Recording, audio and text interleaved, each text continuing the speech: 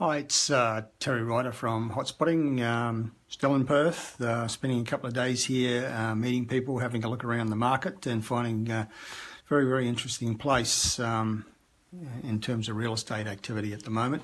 I'm doing a seminar in a couple of hours, speaking to an audience about the various aspects of property investment and partly about why I think that Perth is a market that people should be interested in, including people who live here, because sometimes the local people are the last people to realise that their own market has strong possibilities, particularly when you've been going through a slump the way that Perth has for the last 4 years or so. One of the things that our recent research has found is that not only is sales activity rising pretty much across the board in many of the suburbs in Perth in the last, say, 3 to 6 months, we're seeing a particular uplift in sales activity, which is something that's likely to lead to price growth down the track. It's a sign of recovery in the market. But what we're also noticing is that pricing in the upper end of the market is increasing, that median prices for many of the suburbs with median prices above $1 million in Perth are rising, sometimes quite significantly.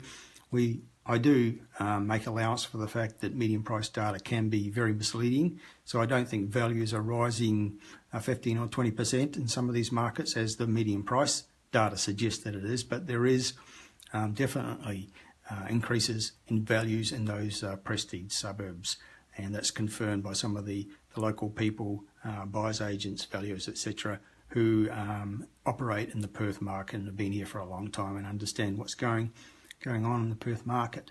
So we're seeing suburbs such as Cottesloe, Dalkeith, Laureate, Nedlands, Trigg, Applecross and many others, all places where the median house price is above $1 million in Perth.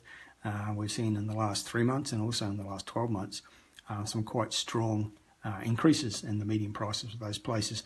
And it's a symptom that the market is starting to rise. Quite often we find that when a major city market gets on a growth cycle, it starts with the prestige suburbs, and gradually over time it filters out, it ripples out to the middle ring and then to the outer ring suburbs over a period of some years.